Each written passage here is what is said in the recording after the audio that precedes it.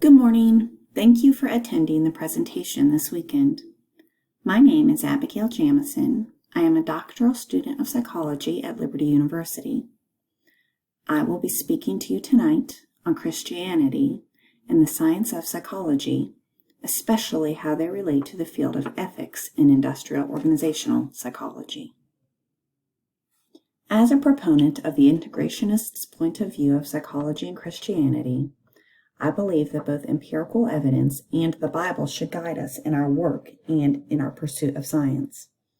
God reveals himself to us both through his word and through creation in the natural world, or through his works. Our pursuit of science should be guided by the foundational truths found in the Bible, some of which must be accepted by faith. Faith is a belief in the unseen, and it is a belief that produces action. We cannot empirically prove the existence of God, but we have faith. We know in our heart and soul that he exists, and that helps guide our actions. In the same way, we believe in faith that God is creator and he created the heavens and the earth, that when sin entered the world, it changed our perfect relationship with our creator, and that sin affects our actions, behaviors, thoughts, and feelings. And lastly, the belief in Christ, repentance and forgiveness of sins, is the only way to salvation and right living. As an integrationist, I believe it is our duty to contribute to the wealth of scientific knowledge through exact and rigorous research.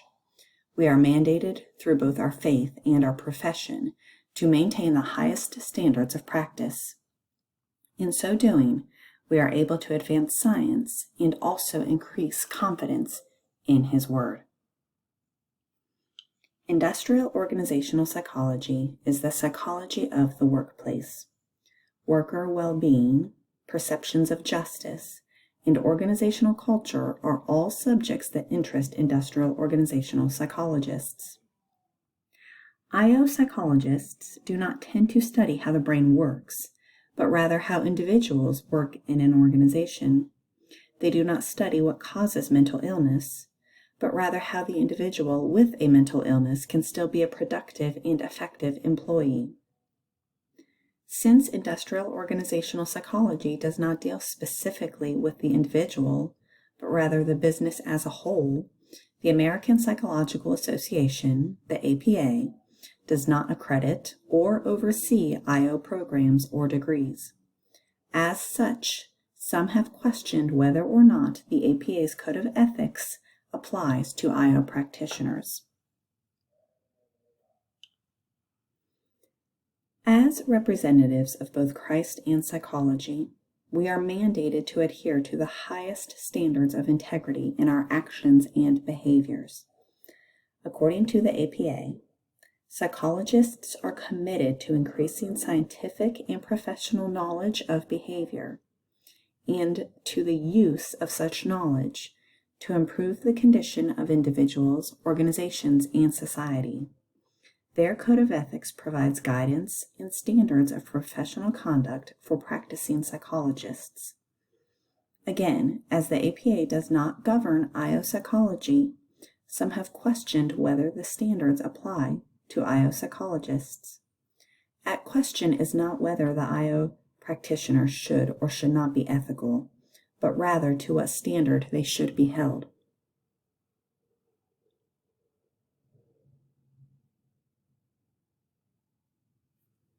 According to the Bible, our standards are what set us apart. Romans 12 verse 2 commands, "Do not be conformed to this world, but be transformed by the renewal of your mind, that by testing you may discern what is the will of God, what is good and acceptable and perfect." In 1 Corinthians chapter 10, we are mandated to do all to the glory of God. We destroy our witness in both psychology and the Christian community when we do science with anything less than the utmost of integrity. The Society for Industrial and Organizational Psychology, or SIOP, recognizes this problem of ethical ambiguity and answers some of the top misconceptions. First, they note that ethical understanding is influenced by our own own culture, values, and personal experiences. Moreover, they note these ethical guides influence the values, structure, and policies of organizations, and consequently the behavior of its employees. Our own culture, value, and experiences must be shaped through a Christian worldview. We must acknowledge the challenges organizations face and answer them with empathy and understanding, while still maintaining our own ethical values. What do we do when an organization's ethical standards do not align with our own? How do we maintain our standard as both a representative of Christ and as a psychologist? We are obligated first and foremost to uphold our personal convictions.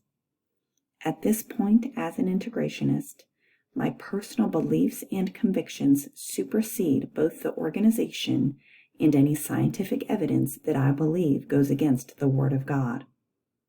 As IO practitioners, we are given the ability to step back and give the business to another psychologist. Lastly, ethical situations are often viewed as one size fits all, or that there is a pat answer for any situation. However, this is not the case. Ethical situations are often ambiguous, and seldom are situations solved to the satisfaction of everyone. At this time in our nation, there are questions of fairness in the workplace, and even nationwide of systemic racism. There is a huge divide in our country over who is right and who is wrong. Without Christ at the center, there will never be an equitable or satisfactory answer. We must look to our own personal convictions based upon our Christian worldview, formed through biblical truths in order to ever answer the fairness or what is deemed justice in the workplace and in our nation.